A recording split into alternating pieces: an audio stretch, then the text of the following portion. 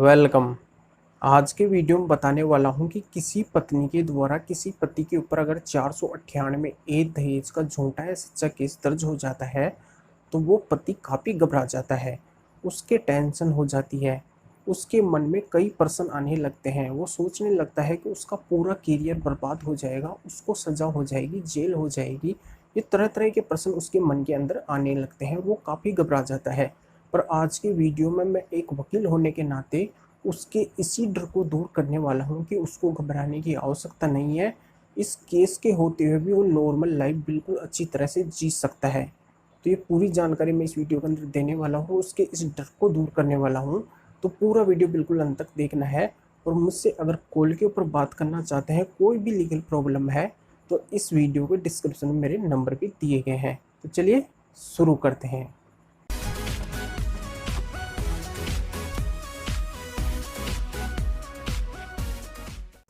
498 एक केस को लेकर नेशनल क्राइम रिपोर्ट ने तो यहाँ तक माना है कि ऐसे केस आजकल झूठे बहुत सारे आ रहे हैं।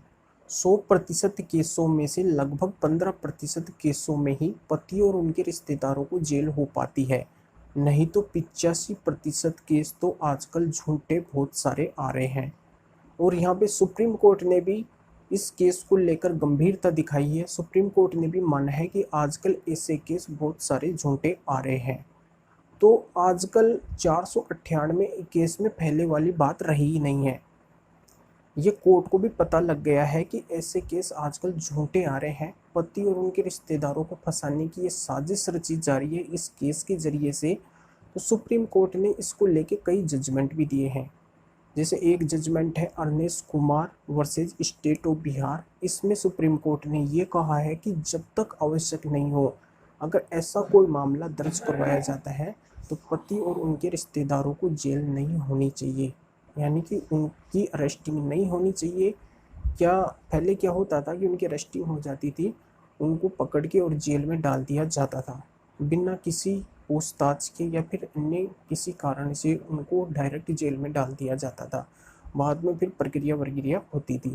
पर आजकल सुप्रीम कोर्ट ने साफ कह दिया है कि ऐसी कोई गिरफ्तारी नहीं होनी चाहिए जब तक आवश्यक नहीं हो। अगर कोई अति आवश्यक हो तभी गिरफ्तारी होनी चाहिए, नहीं पहले इसके प्रॉपर एविडेंस वगैरह होनी चाहिए, जांच वगैरह होनी चाहिए, फिर ही किसी पति या उनके रिश्तेदारों की यहाँ पे गिरफ्तारी होनी चाहिए।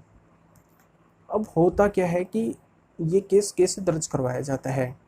जब पति और पत्नी का रिश्ता बिगड़ जाता है तो पत्नी पति को छोड़ के मायके चली जाती है। फिर वहाँ पे उसके मायके वालों के साथ में मिलके थाने में जाती है रिपोर्ट दर्ज करवाने के लिए। बोलती है कैसे से हमसे दहेज वगैरह की डिमांड की गई। फिर थाने से पति के पास में नोटिस आता है 41 ACR इसी के तहत। तो जब वो नोटिस पति के पास में पहुंचता है तो वो काफ़ी घबरा जाता है, वो डर जाता है कि उसकी पूरी लाइफ बर्बाद हो जाएगी। तो यहाँ पे उसको डरने की आवश्यकता नहीं है, क्योंकि इस केस में पहले वाली बात ही नहीं है जो डरे। तो यहाँ पे उसको डरने की आवश्यकता नहीं है। डट के उसको इस केस का सामना करना है। अगर उसका थाने में बुलावा आया है, थाने के से उसके पास में नोटिस आया है, तो उसको थाने में जाना चाहिए। जो भी बात है, जो भी उसके मन के अंदर बात है, पूरी बात उसको वहाँ पे थाने में बतानी चाहिए। बेझिझक होके उसको वहाँ पे बोलना चाहिए। तो उसको घबराने की आवश्यकता नहीं है। तो फिर थाने द्वारा क्या किया जाएगा कि दोनों पक्षों में आपसी समझौता करवाने की कोशिश की जाएगी। पति और पत्नी दोनों परिवारों के अंदर आपसी समझौता करवाने की कोशिश की जाएगी। दोनों के अंदर कॉम्प्रोमाइज़ करवाने की कोशिश की जाएगी। तब अगर दोनों में बात नहीं बनती है तो उस थाने द्वारा एक रिपोर्ट बना के ACP या DCP के पास में भेज दी जाएगी। ये केस है और इसमें समझौता नहीं हो पाया है, तो क्या किया जाए।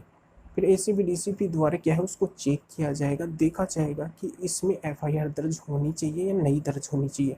अगर FIR लायक है तो पति के खिलाफ FIR दर्ज करने का ऑर्डर ACP द्वारा थाने को दे दिया जाएगा कि इसके खिलाफ FIR दर्ज की जानी चाहिए। फिर भी गिरफ्तारी नहीं होगी।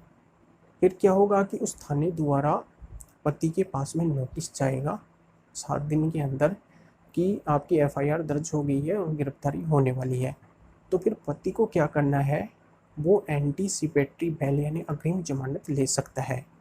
उसको अग्रिम जमानत मिल जाएगी प्रूफ के आधार के ऊपर। तो यहाँ पे उसको घबराने की आवश्यकता नहीं है। अब यहाँ पे मैं बता देता हूँ कि अगर उसके रिश्तेदारों के भी नाम है उस एफआईआर के अंदर, तो वो अपना नाम हटवा सकते हैं। 482 सीआरपीसी के तहत वो एफआईआर की क्वेश्चन के लिए हाई कोर्ट जा सकते हैं। हाई कोर्ट जाके वो अपने नाम वगैरह हटवा सकते हैं। तो यहाँ पे उनको भी टेंशन लेने की आवश्यकता नहीं है। अब सुप्रीम कोर्ट ने तो यहाँ तक कहा है कि अगर कोई सीनियर सिटीजन पर्सन है और उनका नाम अगर इस के अंदर लिखाया गया है, तो उनका नाम यहाँ पे हटा दिया जा सकता है, क्योंकि उनकी ज़्यादा एज वगैरह हो गई है, उनको फंसाने की वजह से उनका नाम लिखवाया गया है। तो उनको यहाँ पे राहत दी गई है कि उनका नाम वगैरह हटा दिया जाए। तो यहाँ पे उनको लेके सीरियसता नहीं बरती गई है।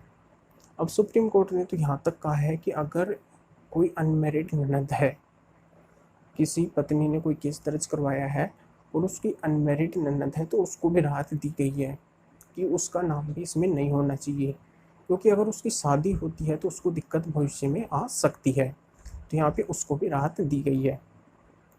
अब बता देता हूँ कि उन रिश्तेदारों ने अगर अपना नाम हाई कोर्ट से नहीं हटवाया है, तो फिर पुलिस द्वारा चार्जशीट जब पेश की जाएगी, जब चार्जशीट पेश की जाएगी, तो उस चार्जशीट जब पेश की जाती है, जिन जिन का नाम आता है वो वहाँ पे कोर्ट में प्रेजेंट होके और अपना नाम हटवा सकते हैं। उसके लिए उनको डिस्चार्ज एप्लीकेशन एक देना होगा और उसके ज़रिए से वो अपना नाम वगैरह हटवा सकते हैं। तो यहाँ पे कतई किसी को भी टेंशन लेने की आवश्यकता नहीं है। न तो पति को टेंशन लेने की आवश्यकता है और न ही उसके रिश्तेदारों को आवश्यकता है, क्योंकि ये केस पहले जैसा केस नहीं है। अगर झूठा केस दर्ज करवाया गया है पति के ऊपर, तो उसके पास में अगर प्रॉपर एविडेंस प्रूफ वगैरह है, गवाह है पड़ोस के या फिर कोई भी गवाह है, तो यहाँ पे उसको टेंशन कतई लेने की आवश्यकता नहीं है। वो पूरी तरह से यहाँ पे आज़ाद हो जाएगा। और उसके पास में अगर पूरे मजबूत प्रूफ है, तो यहाँ पे उसको सजा ना होकर वो उस पत्नी को ही सजा होगी।